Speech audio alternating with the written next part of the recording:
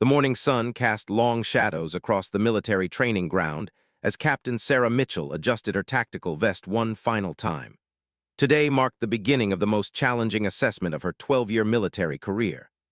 The Joint Special Operations Command evaluation would determine whether she qualified for an elite counterterrorism unit that had never accepted a female operator.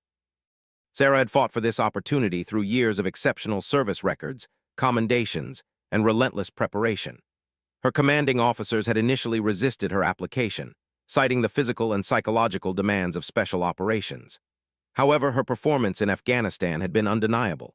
She had successfully led 3 high-risk extraction missions, saved 17 wounded soldiers under enemy fire, and earned 2 Purple Hearts for her courage under combat conditions.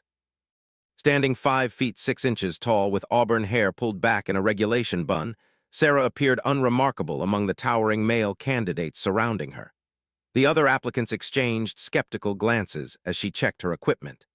Most had heard rumors about the female captain attempting to break into their exclusive brotherhood, and few believed she belonged there. General Robert Hayes observed the candidates from his position on the elevated platform overlooking the training area. A decorated Vietnam veteran with 40 years of military service, Hayes commanded respect throughout the special operations community. His weathered face bore the marks of countless battles, and his piercing blue eyes missed nothing. He had personally overseen hundreds of these evaluations and prided himself on identifying exceptional operators within minutes of observation. The assessment began with a grueling physical fitness test designed to eliminate candidates lacking the necessary stamina and strength. Sarah completed each exercise alongside her male counterparts, matching their pace during the 5-mile run and exceeding minimum requirements on pull-ups, push-ups, and obstacle course navigation. Several candidates dropped out during the first day, unable to maintain the demanding standards. As the week progressed, the evaluation intensified. Candidates faced sleep deprivation, psychological stress testing, and complex tactical scenarios requiring split-second decision-making under extreme pressure. Sarah consistently performed among the top tier of applicants, demonstrating tactical knowledge that surprised even the veteran instructors. During the 4th day of assessment, candidates participated in a simulated hostage rescue operation. The scenario required teams to infiltrate a mock embassy compound, neutralize armed terrorists, and extract civilian hostages without casualties.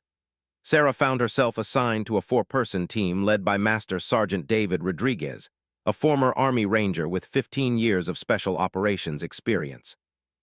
Rodriguez had initially questioned Sarah's inclusion on his team, doubting whether she possessed the necessary skills for such a critical mission.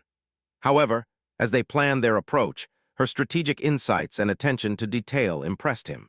She identified potential weak points in the compound's security that others had overlooked and suggested innovative tactics for coordinating their assault. The team moved into position as darkness fell across the training area. Sarah carried her modified M4 carbine with practiced ease, her movements silent and deliberate as they approached the target building. Through her night vision goggles, she could see the role-playing terrorists positioned throughout the structure, armed with simulation weapons that would register hits on their tactical gear.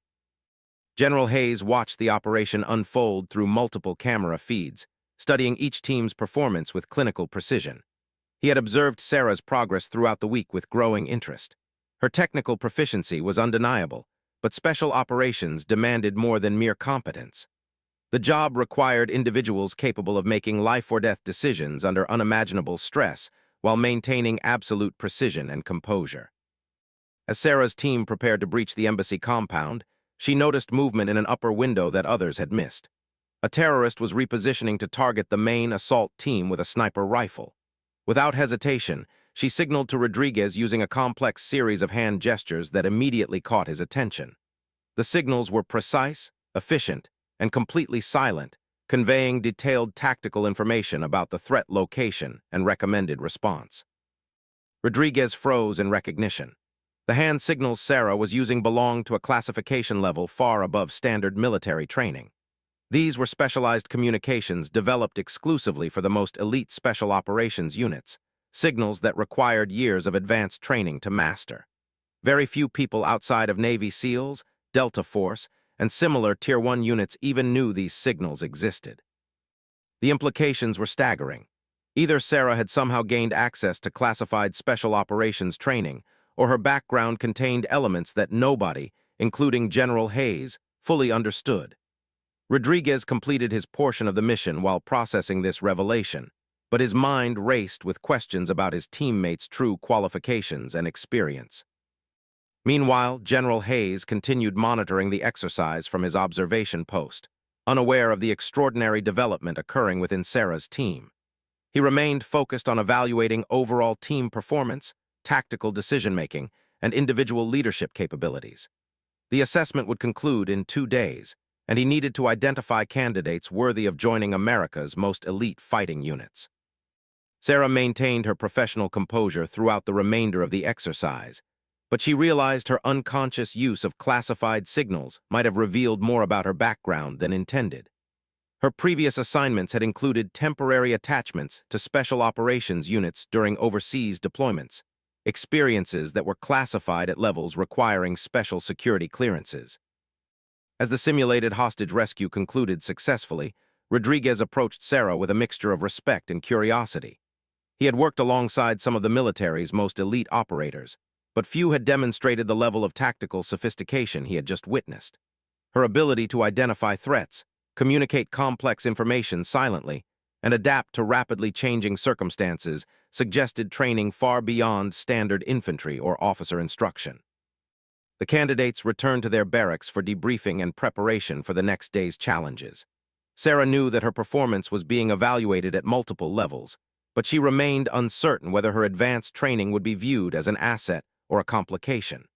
Special operations units valued exceptional skills, but they also demanded absolute honesty and transparency from potential team members.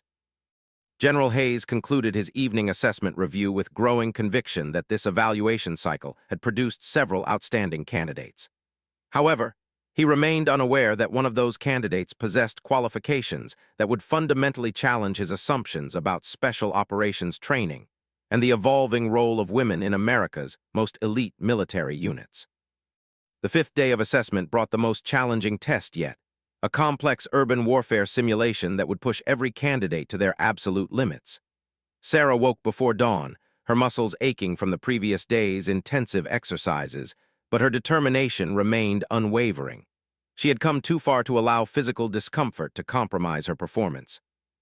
Master Sergeant Rodriguez had spent the night researching Sarah's official military record, trying to understand how she had acquired such advanced tactical knowledge. Her file contained impressive achievements, but nothing explaining her familiarity with classified special operations procedures. Her deployments to Afghanistan and Iraq showed standard combat tour with exemplary service records, yet something crucial was missing from the official documentation. The morning briefing revealed a scenario designed to test leadership under extreme pressure. Candidates would lead mixed teams through a simulated terrorist-controlled city, gathering intelligence, neutralizing threats, and protecting civilian populations. Each team leader would face unexpected challenges requiring immediate tactical decisions with potentially catastrophic consequences for mission failure. General Hayes personally conducted the briefing, his stern demeanor emphasizing the gravity of the assessment. He had designed these exercises based on real-world operations he had commanded throughout his distinguished career. The scenarios reflected actual combat situations where split-second decisions determined success or failure, life or death. Sarah received her assignment to lead a 6-person team through the most dangerous sector of the simulated city. Her team included 2 Marine infantrymen, an Army medic, a Navy communications specialist, and an Air Force combat controller. These experienced operators would be evaluating her leadership while simultaneously depending on her tactical decisions for mission success. The urban training facility sprawled across 15 acres, featuring realistic building facades, narrow alleyways, and multiple levels that created countless opportunities for ambush and tactical complexity. Role-playing enemy forces occupied strategic positions throughout the area, armed with advanced simulation weapons that accurately replicated combat stress without actual lethality. As Sarah's team prepared to enter the urban environment, she conducted a detailed briefing covering their primary objectives, contingency plans, and communication protocols. Her team members listened with growing respect as she demonstrated comprehensive understanding of urban warfare tactics, counter-sniper procedures, and civilian protection protocols that typically required years of specialized training to master. The simulation began with immediate intensity as Sarah's team encountered their first challenge, a reported chemical weapons attack that had contaminated several city blocks. They needed to traverse the affected area while protecting themselves and any surviving civilians they encountered. Sarah quickly assessed the situation and implemented decontamination procedures that impressed even the veteran Marine sergeants on her team. Moving through the simulated contaminated zone, Sarah maintained constant communication with her team while monitoring multiple radio frequencies for intelligence updates and coordination with supporting units. Her ability to process complex information streams while making real-time tactical decisions demonstrated cognitive capabilities that exceeded normal training outcomes. General Hayes monitored Sarah's progress through an elaborate surveillance system that tracked every movement within the training facility. He had begun paying particular attention to her performance after receiving an unusual phone call from Rodriguez the previous evening. The Master Sergeant had expressed concerns about Sarah's unexplained tactical knowledge, specifically mentioning her use of classified hand signals during the embassy exercise. The next phase of Sarah's mission required her team to clear a multi-story building reportedly containing high-value intelligence targets and hostages. Standard building clearing procedures demanded methodical room-by-room searches with overwhelming firepower to neutralize threats.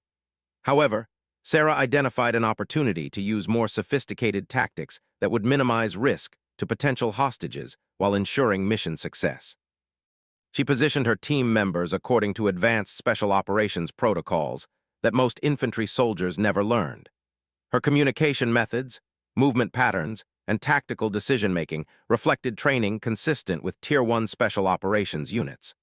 The Marine sergeants on her team exchanged meaningful glances as they recognized techniques typically associated with force recon and similar elite formations.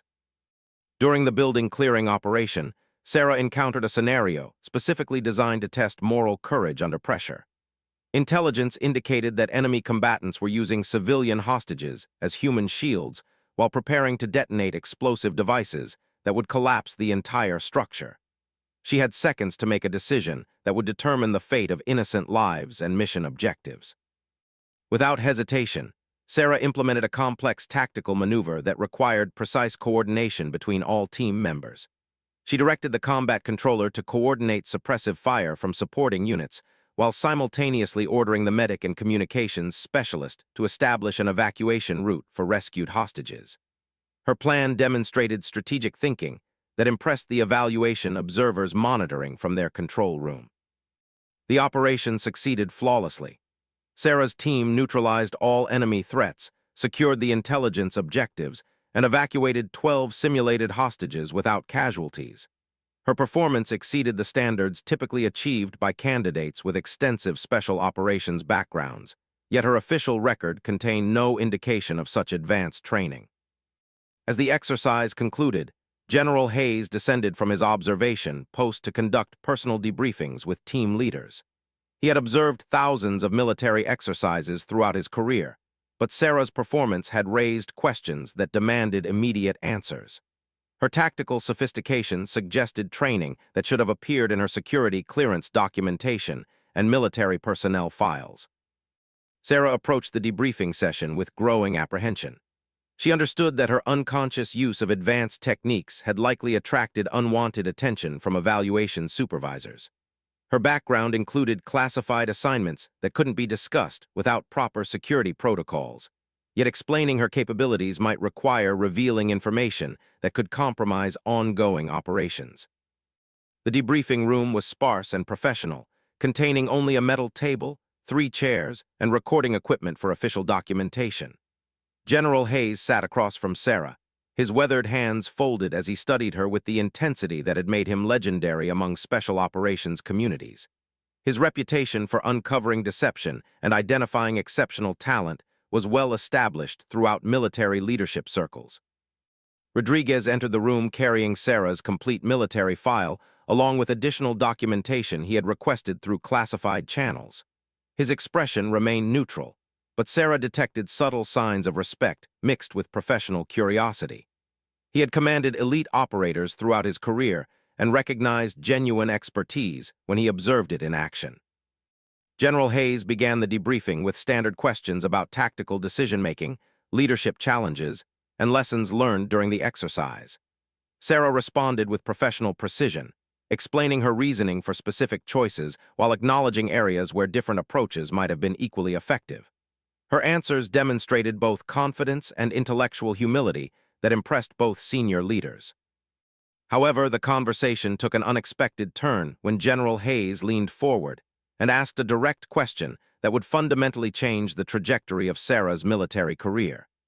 His voice carried the authority of 4 decades in uniform as he posed the inquiry that would force her to reveal training she had hoped to keep classified. General Hayes leaned back in his metal chair, his piercing blue eyes never leaving Sarah's face as he opened a manila folder containing classified documents that Rodriguez had obtained through secure channels. The room fell silent except for the quiet hum of recording equipment and the distant sounds of ongoing training exercises outside the building. "Captain Mitchell," the general began, his voice carrying the measured tone of a commander who had interrogated countless soldiers throughout his distinguished career. "Master Sergeant Rodriguez has brought something interesting to my attention. He observed you using hand signals during yesterday's embassy exercise that are not part of standard military training curriculum." Sarah maintained her professional composure, though her heart rate increased as she realized the conversation was heading toward territory she had hoped to avoid. Her hands remained steady on the table as she met the general's gaze with the directness that had earned respect from commanding officers throughout her military service. Rodriguez shifted in his seat, opening his own folder containing detailed notes from the previous day's operations. "Captain, the signals you used to communicate threat identification and tactical coordination are classified at levels requiring special security clearances. These communications protocols are exclusively taught to Tier 1 Special Operations units." The weight of their scrutiny pressed against Sarah as she considered her response options. Her background included assignments that existed in classified realms requiring careful handling of sensitive information. Revealing too much could compromise ongoing operations, while saying too little might end her special operations aspirations permanently. General Hayes continued his questioning with the persistence that had made him legendary for uncovering truth in complex military situations. "Your official records show standard infantry and officer training with conventional deployments to Afghanistan and Iraq. There's no indication of special operations instruction, yet your tactical knowledge suggests otherwise." Sarah took a measured breath before responding. "Sir, my deployments included temporary attachments to various units requiring different skill sets. Some of those assignments involved training opportunities that expanded my tactical knowledge beyond standard curriculum." The general's expression remained unchanged, but Rodriguez leaned forward with increased interest. Both men had sufficient experience to recognize when someone was carefully navigating classified information boundaries. Sarah's response acknowledged advanced training without revealing specific details that might compromise operational security. "Captain, I need you to understand something," General Hayes said, his voice carrying the gravity of someone who had commanded America's most elite fighting forces. "The hand signals Rodriguez observed are not taught through temporary attachments or cross-training opportunities. These communications require months of intensive instruction followed by operational experience in classified environments." Rodriguez consulted his notes before adding, "Sir, I've worked with SEALs, Delta Force, Rangers, and Force Recon throughout my career. The signals Captain Mitchell used belong to a very exclusive group of operators. Someone taught her techniques that most military personnel never see, even at higher classification levels." The implications hung in the air as both senior leaders waited for Sarah's response. She understood that her next words would determine whether her special operations career continued or ended before it truly began. The truth was complex, involving classified programs that existed in shadows even within elite military communities. Sarah made her decision with the same decisive clarity that had characterized her leadership throughout the assessment process. "General, Master Sergeant, I understand your concerns about my background. Some aspects of my training history are classified beyond my authority to discuss without proper security protocols and command authorization." General Hayes studied her for a long moment before reaching into his folder and withdrawing a single sheet of paper marked with classification stamps, indicating extremely sensitive information. Captain, I've taken the liberty of requesting your complete service record through special access channels. The information I received raises more questions than it answers. The document contained details about Sarah's service that she hadn't expected anyone to access without specific need-to-know justification. Her involvement in classified programs during overseas deployments had been carefully compartmentalized to protect operational security and the safety of personnel involved in sensitive missions. Rodriguez examined the classified summary with growing understanding.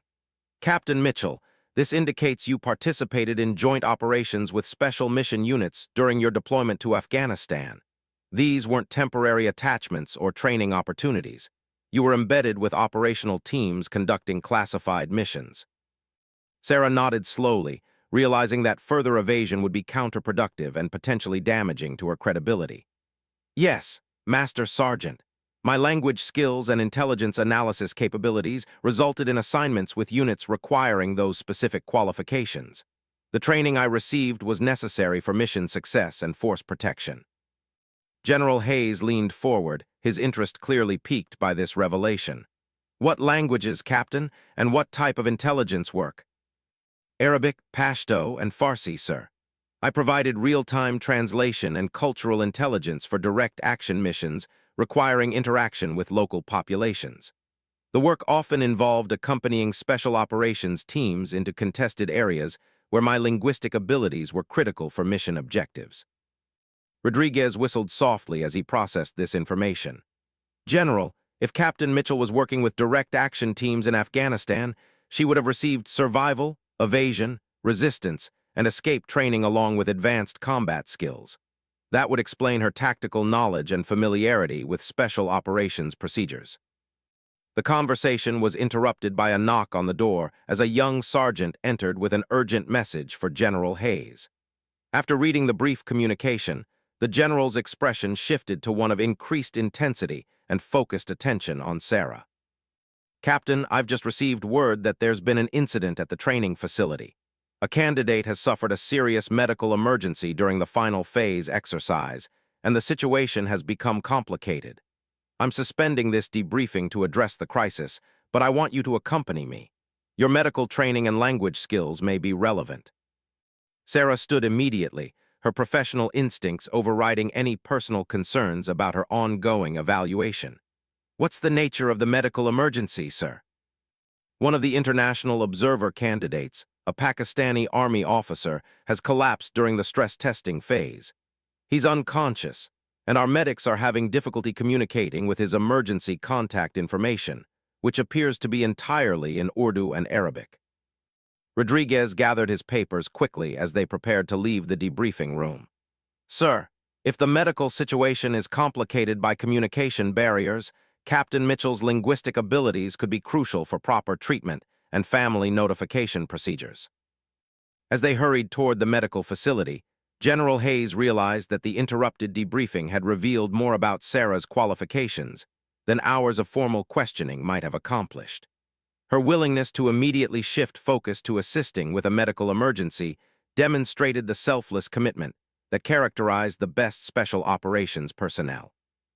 The crisis would provide an unexpected opportunity to observe Sarah's capabilities under genuine pressure, where her advanced training and natural leadership instincts would be tested in a real-world situation with potentially life-or-death consequences for a fellow service member. The medical facility buzzed with controlled urgency as Sarah followed General Hayes and Master Sergeant Rodriguez through the automatic doors.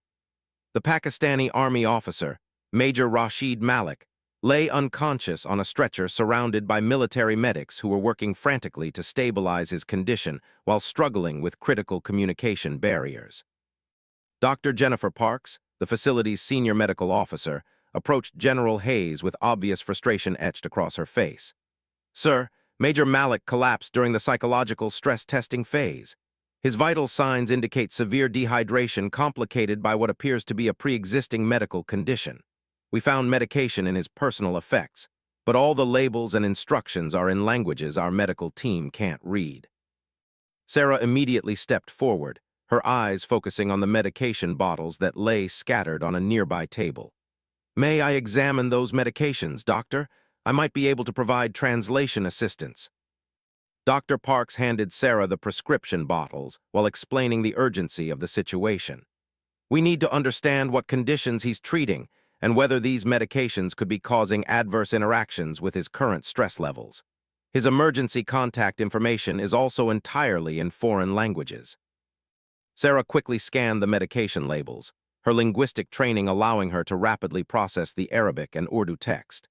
"Doctor, these prescriptions indicate Major Malik has been treating a cardiac arrhythmia condition.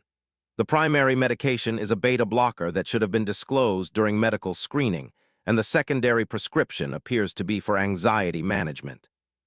General Hayes watched with growing appreciation as Sarah seamlessly transitioned into a support role that could prove critical for saving the Pakistani officer's life. Her ability to rapidly process complex medical terminology in multiple languages demonstrated capabilities that extended far beyond standard military training. Rodriguez moved closer to observe Sarah's translation work, noting the confidence and precision with which she handled technical medical vocabulary. "Captain, can you determine dosage instructions and potential side effects from those labels?" "Yes, Master Sergeant. The dosage schedule indicates he should be taking the cardiac medication twice daily, but there's a warning about avoiding excessive physical exertion and maintaining proper hydration levels. The stress testing phase likely triggered a cardiac episode exacerbated by dehydration." Dr. Parks immediately began adjusting Major Malik's treatment protocol based on Sarah's translation of the medical information. "This changes our entire approach to stabilizing his condition. We need to monitor his cardiac rhythm and adjust our rehydration procedures to account for his existing medication regimen." As medical personnel implemented the new treatment plan, Sarah turned her attention to the emergency contact information found in Major Malik's personal belongings. The documents contained phone numbers and addresses written in multiple languages, requiring careful translation to ensure proper family notification procedures. General Hayes positioned himself where he could observe both the medical emergency and Sarah's response to the crisis. Her calm professionalism under pressure confirmed his growing conviction that she possessed the psychological resilience required for special operations assignments. More importantly, her willingness to immediately assist a fellow service member, regardless of nationality, demonstrated the character that distinguished exceptional military leaders. Sarah worked methodically through the contact information, identifying Major Malik's wife, commanding officer, and medical professionals in Pakistan who should be notified about his condition. "General, I've identified his primary emergency contact as his wife in Islamabad, along with his unit commander at Pakistan Military Academy. There's also contact information for his personal physician who would have detailed knowledge of his medical history." Rodriguez coordinated with communications personnel to establish secure international phone connections, while Sarah prepared to serve as translator for the difficult conversations ahead. The situation required cultural sensitivity, along with medical accuracy, to ensure Major Malik's family received appropriate information about his condition.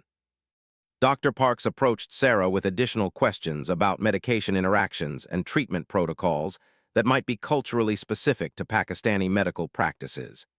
"Captain, are you familiar with any cultural considerations we should observe while treating Major Malik?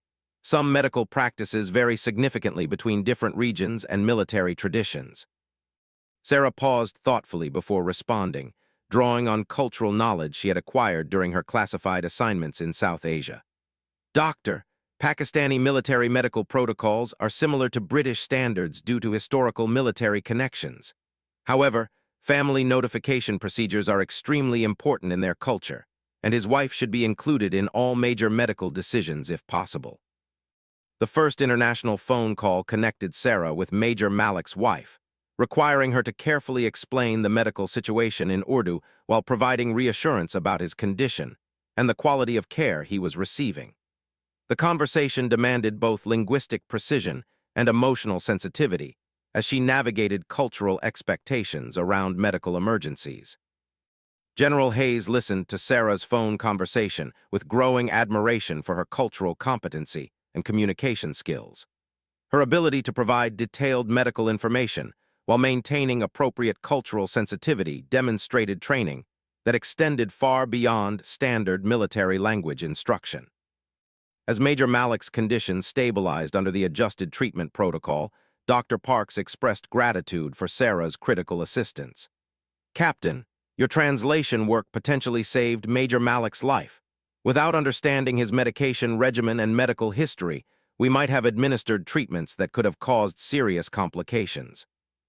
Rodriguez approached General Hayes with obvious respect for Sarah's performance during the medical emergency. "Sir, Captain Mitchell's response to this crisis demonstrates exactly the kind of adaptability and expertise we need in special operations. Her linguistic abilities alone make her invaluable for international missions." General Hayes nodded in agreement while continuing to observe Sarah as she coordinated with Pakistani military officials to arrange medical evacuation procedures and ongoing care coordination. Her professionalism and competence under pressure had answered many questions about her suitability for elite military assignments. The medical emergency had provided an unplanned but revealing test of Sarah's capabilities under genuine stress conditions. Unlike the carefully controlled assessment exercises, this situation involved real consequences and required her to demonstrate skills that couldn't be simulated or taught through standard training programs. As Major Malik regained consciousness and began responding to treatment, Sarah remained available to assist with ongoing communication needs while reflecting on how the crisis had potentially impacted her special operations evaluation. The interrupted debriefing session seemed less important than ensuring a fellow service member received proper medical care and family support. General Hayes realized that the medical emergency had provided more insight into Sarah's qualifications than formal testing procedures could have revealed. Her immediate response to assist others, combined with her specialized skills and cultural competency, suggested she possessed the rare combination of technical expertise and human character that distinguished truly exceptional military leaders. 3 hours later, with Major Malik stabilized and arrangements completed for his medical evacuation to a specialized cardiac facility, General Hayes resumed the interrupted debriefing session. The crisis had provided unexpected insights into Sarah's character and capabilities, but he still needed answers about her mysterious background and advanced tactical training. Sarah entered the debriefing room with renewed confidence, knowing that her assistance during the medical emergency had demonstrated her value beyond any formal assessment scores. Her willingness to immediately prioritize a fellow service member's welfare over personal career concerns reflected the selfless commitment that characterized the best military leaders. Rodriguez was already seated at the table with expanded documentation that had arrived through classified channels during the medical crisis. The additional information painted a more complete picture of Sarah's service record, including details about assignments that had previously been obscured by security classifications. General Hayes began the session with acknowledgement of Sarah's critical assistance during Major Malik's emergency. "Captain, your response to the medical crisis was exemplary. Dr. Parks informed me that your translation work and cultural knowledge potentially saved Major Malik's life. That kind of immediate selfless action tells me more about your character than any written evaluation could." Sarah appreciated the recognition, but remained focused on the questions about her background that had prompted the original debriefing session. "Thank you, sir. I'm glad I could help Major Malik receive proper medical care. I understand you still have questions about my training background and tactical knowledge." Rodriguez opened the expanded file containing newly declassified information about Sarah's service history. "Captain, the additional documentation we received provides a much clearer picture of your assignments and training. Your embedded work with special operations teams was more extensive than your initial security clearance documents indicated." The classified summary revealed that Sarah had participated in multiple joint operations with Navy SEAL Team 6, Delta Force, and British SAS units during her deployments to Afghanistan and Pakistan. Her linguistic abilities and cultural intelligence expertise had made her an invaluable asset for missions requiring interaction with local populations and real-time intelligence analysis. General Hayes studied the documents with growing understanding and respect. "Captain Mitchell, according to this information, You completed modified versions of several special operations training programs including survival, evasion, resistance, and escape instruction, advanced combat medicine, and specialized communications protocols. Sarah nodded, finally able to discuss aspects of her service that had been classified beyond normal security levels. Yes, sir. My embedded assignments required training that would ensure mission success and force protection for the teams I supported. The instruction I received was condensed but comprehensive, covering essential skills for operating in contested environments. Rodriguez leaned forward with obvious interest in the details of her special operations training. Captain, the documentation indicates you participated in direct action missions with Tier 1 units. Can you describe the nature of that operational experience? Master Sergeant, I provided linguistic support and cultural intelligence for missions targeting high-value individuals and terrorist networks in Afghanistan and Pakistan. My role often involved accompanying assault teams into hostile territory, where my language skills were critical for distinguishing between combatants and civilian populations. General Hayes processed this information while considering its implications for Sarah's Special Operations evaluation. Her operational experience with elite units represented exactly the kind of background that qualified personnel for the most demanding military assignments, yet her gender had prevented proper recognition of those qualifications. The conversation was interrupted by another knock on the door as Colonel Patricia Williams, the facility's commanding officer, entered with urgent communication from Washington. Her serious expression indicated that the message contained information of significant importance for the ongoing evaluation process. Colonel Williams addressed General Hayes with the formality reserved for highly sensitive military communications. Sir, I've received direct communication from Special Operations Command regarding Captain Mitchell's evaluation. There are developments that require immediate attention and may impact the assessment conclusions. General Hayes accepted the classified message while maintaining his professional demeanor, though Sarah detected subtle changes in his expression as he read the communication. The document appeared to contain information that surprised even the experienced general, suggesting developments beyond normal evaluation procedures. Rodriguez waited respectfully as General Hayes finished reading the message before sharing its contents with the assembled personnel. The communications classification level required careful handling, but its relevance to Sarah's assessment made disclosure necessary for proper evaluation completion. Captain Mitchell, General Hayes began, his voice carrying new authority and significance. I've received communication from Admiral James Richardson, Commander of Special Operations Command. Admiral Richardson has been monitoring your evaluation with particular interest due to recommendations from field commanders you've previously supported. Sarah maintained her professional composure while processing the implications of high-level command attention to her assessment. Special Operations Command involvement suggested that her evaluation had consequences extending beyond the immediate assignment she had applied for. Colonel Williams provided additional context about the communication's significance. Captain, Admiral Richardson specifically requested information about your performance during this evaluation, along with detailed reports about your tactical knowledge and leadership capabilities under pressure. Rodriguez consulted his evaluation notes before addressing the assembled leadership. General, based on my observations throughout the assessment process, Captain Mitchell has consistently performed at levels exceeding most candidates with extensive special operations backgrounds. Her tactical knowledge, leadership under pressure, and cultural competency represent exactly the capabilities Special Operations Command needs. General Hayes folded the classified communication before addressing Sarah directly. Captain, Admiral Richardson has made a specific request that will determine the next phase of your military career. The communication contains an offer that would represent a significant advancement opportunity, but it also involves commitments and responsibilities that extend far beyond conventional military assignments.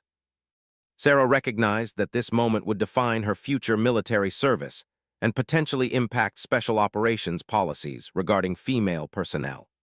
Her performance during the evaluation had apparently attracted attention from the highest levels of military leadership, creating opportunities that previous generations of military women could never have imagined.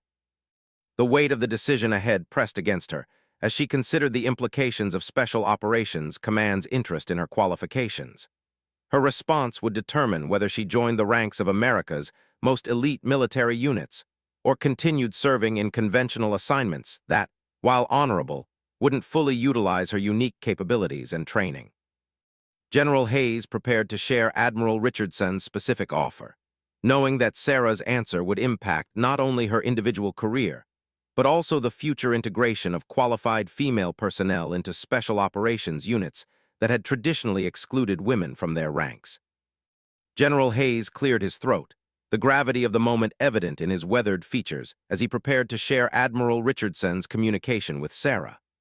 The room fell silent except for the quiet hum of air conditioning and distant sounds of ongoing training exercises that seemed worlds away from the career-defining conversation about to unfold. "Captain Mitchell," General Hayes began, his voice carrying the weight of 4 decades of military leadership, "Admiral Richardson's communication contains an unprecedented offer. Based on your performance during this evaluation and recommendations from Special Operations commanders you've previously supported, you're being invited to join a classified program that has never before accepted female personnel." Sarah felt her heart rate increase as she processed the implications of such an offer.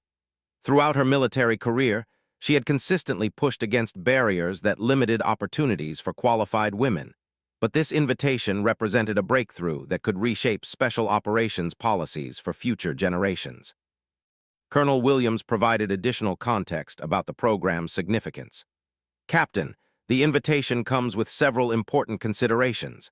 The assignment would require additional security clearances, extended overseas deployments, and participation in missions that carry significantly higher risk levels than conventional military operations." Rodriguez leaned forward with obvious respect for the opportunity being offered to Sarah. "Captain, I've worked with personnel from this program throughout my career. They represent the absolute pinnacle of special operations capability, and their selection standards are more rigorous than any other military unit.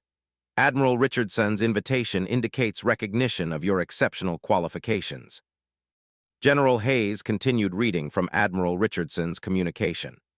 "The Admiral specifically mentioned your linguistic abilities, cultural competency, and demonstrated performance under pressure as qualifications that make you ideally suited for missions requiring interaction with foreign populations and real-time intelligence analysis in contested environments."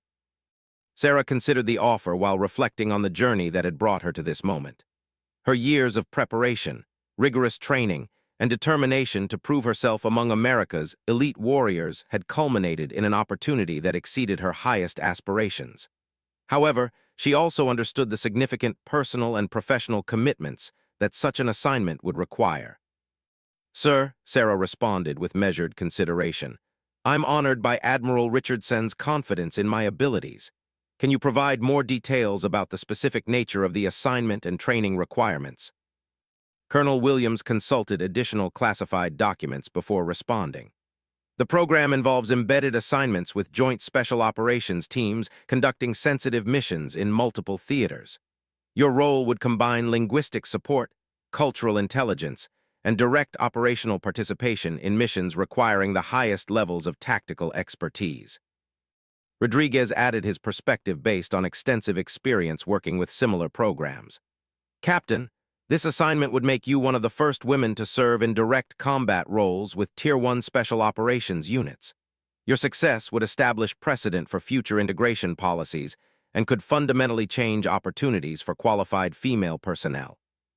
General Hayes recognized the historical significance of the moment as he waited for Sarah's response. Throughout his distinguished career, he had witnessed countless changes in military policies and capabilities, but few decisions had carried the potential for such profound institutional impact. Sarah took a deep breath before responding with the confidence that had characterized her performance throughout the evaluation process. "General, I accept Admiral Richardson's invitation. I've spent my entire military career preparing for opportunities to serve at the highest levels of special operations, and I won't let concerns about being the first woman in this program prevent me from contributing to mission success." The room erupted in respectful congratulations as the 3 senior officers acknowledged the significance of Sarah's decision.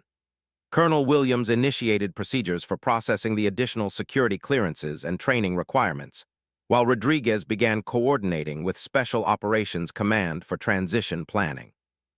General Hayes stood and extended his hand to Sarah with genuine respect and admiration. "Captain Mitchell, your performance during this evaluation has been exceptional, but your willingness to accept this assignment demonstrates the courage and commitment that distinguish truly elite military leaders. You've earned this opportunity through demonstrated excellence." As the formal debriefing concluded, Rodriguez approached Sarah with final observations about her remarkable assessment performance. "Captain, I've observed thousands of special operations candidates throughout my career, but few have demonstrated the combination of technical expertise, tactical knowledge, and character that you've shown. Your success will inspire future generations of military women." Over the following weeks, Sarah completed additional training and security processing required for her new assignment. The program exceeded even her elevated expectations, involving advanced instruction in specialized weapon systems, enhanced survival techniques, and sophisticated communications equipment that represented the cutting edge of military technology. Her first operational assignment took her back to Afghanistan as part of a joint task force targeting terrorist networks that threatened regional stability. Working alongside Navy SEALs, Army Rangers, and international special forces, Sarah proved that her exceptional evaluation performance translated into real-world mission success. 6 months later, General Hayes received a classified report about Sarah's operational performance that confirmed his assessment of her capabilities. She had successfully completed multiple high-risk missions, earned commendations for exceptional service under fire, and demonstrated tactical leadership that impressed veteran special operations personnel. The report concluded with Admiral Richardson's personal evaluation of the historic integration program. "Captain Mitchell's performance has exceeded all expectations and established clear precedent for expanding opportunities for qualified female personnel in special operations roles. Her success demonstrates that gender integration, when based on demonstrated capability and rigorous standards, enhances rather than diminishes operational effectiveness." General Hayes smiled as he filed the report, knowing that his decision to recommend Sarah for special operations assignment had contributed to a fundamental advancement in military capability and equality. Her journey from questioned candidate to elite operator proved that exceptional talent, regardless of gender, deserved recognition and opportunity to serve at the highest levels of military excellence.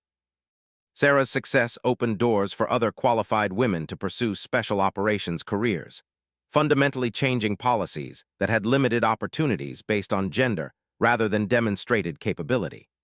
Her willingness to accept the challenge of being first paved the way for future generations of military women to serve their country in roles previously considered impossible.